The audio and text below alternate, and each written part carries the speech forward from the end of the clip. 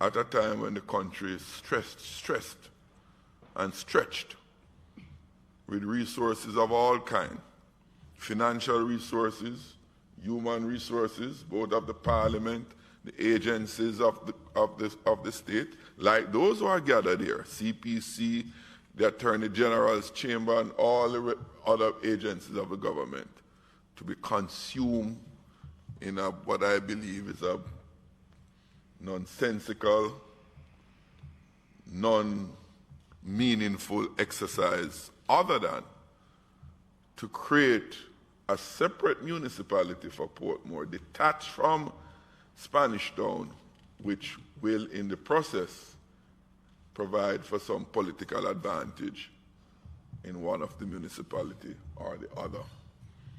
That's a big price to pay. Provide political one-upmanship when the well-being of the residents, not of the rest of St. Catherine per se, but of Portmore, will be least affected. In fact, when the designation would have been made and the residents of Portmore wake up the next day, they will not see or realize one iota of a difference. What difference does the parish designation for St. Mary makes? Why that does not contribute to its development? I hear this argument about what development will occur to Portmore. What development does a parish designation will accrue that the Portmore city municipality denies or prevents? Those are some of the things which we should put, not just to me as one of the members of parliament, but to the people of Portmore and be engaged around. I was listening to Member Jackson, and I wasn't quite sure what he was saying. It appears at one point that his contention was that a decision has been taken, fait accompli, and no consultation will be done. But then in the end, he has said a little different, something different, because the process here is to make the inquiry, hear from those who ought to be heard from, do the necessary consultation, interrogate the matter to go forward. So I was just a little taken aback. I mean, while I appreciate, the very poignant question about what differently will the parish designation bring that the city municipality designation has not brought or cannot bring, to give the impression that the people are going to be excluded, I think is a little unfortunate, because this entire process is a process that is consultative and one that will bring all relevant voices to the table for their perspectives to be considered. If I listen to Member Jackson, I would get the impression that the issue before us touches and concerns only residents of Portmore. But I want to ask the committee to bear in mind, as we move through the deliberations and the consultations, that this is an issue of national development. Portmore is not a state unto itself. It is not a region or an area separate from the rest of Jamaica. And while there are matters that would specially touch and concern the residents who are currently residing in Portmore, there are many Jamaicans who perhaps are aspiring to live there and who will live there in the future and who have relatives that will live there and who will visit there and transact business there.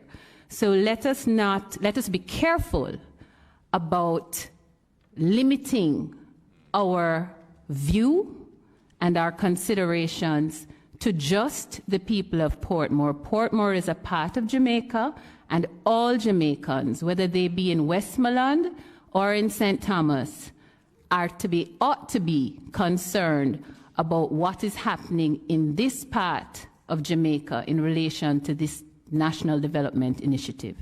Hear what MP Jackson has said, and I hear what Senator Crawford has said. But what I've not heard is why is anyone against it?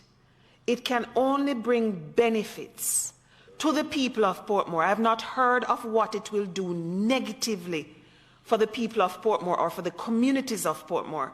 And if there's nothing negative to come from it, and the only problem is a perception that one political party could gain political advantage, because that's the only thing I've heard is a problem, is that one party could gain political advantage. So are we so concerned about that we will put aside potential benefits for the people of Portmore?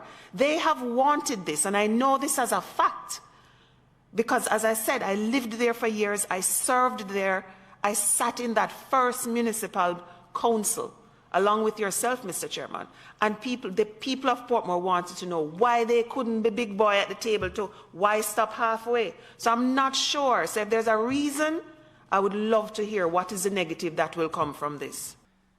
A bill was laid in this House to separate Portmore from St. Catherine municipality, to give them their own independence, to transfer some of the activities from St. Catherine to Portmore.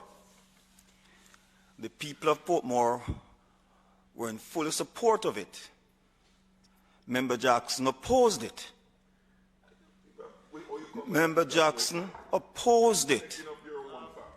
Member Jackson, I sat in this House. There was a committee in which I served and which you serve also. And you oppose every step of the way. No, you seem as if you are forgetting the fact. You seem to be forgetting the fact, or you remember conveniently that it seems as if your memory just shifts as you go along. Because that's what you did. You stood over there, I remember, just before the parish council election, we're supposed to have it passed. You and Dennis Daly rip it apart over there. Oppose it entirely. That's why it didn't go through before the September election. We came back here with it. I guess you're lying. I would say I'm not misrepresenting the facts. You're lying.